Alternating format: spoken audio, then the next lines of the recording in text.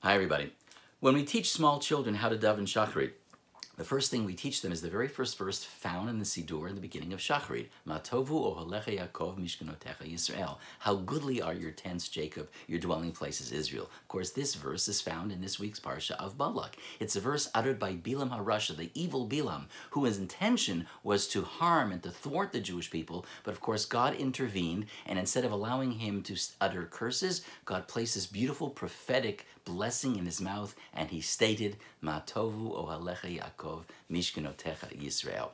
But I wonder, of all the beautiful psukim in the entirety of Tanakh, is that the only verse we could have chosen to begin Tfilat Shacharit on a daily basis? The words uttered by an enemy of the Jewish people? Why not pick a beautiful pasuk from Sefer Tehillim written by Hashem's loyal servant David HaMelech? Or what about a verse from Mishlei written by Shlomo HaMelech? Or maybe one of the psukim in all the Sifrei Nevi'im, the prophetic writings in the Tanakh? Why did we have to pick Ma Tovu uttered by Bilam? I don't know if I have the only answer to this question, but here's a thought that I have. Bilam, of course, was a Rasha. Was God really worried that had he said something terrible, it would come to pass?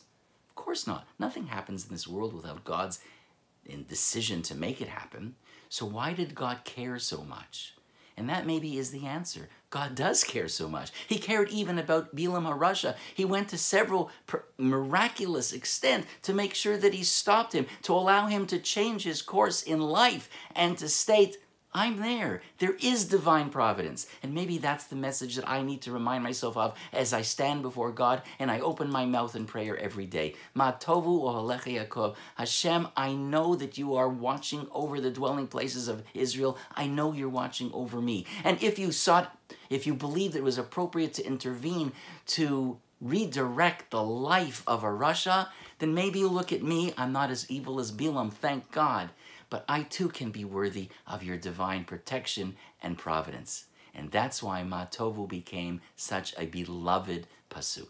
It's a Torah thought. It only takes a moment. Shabbat Shalom, everyone.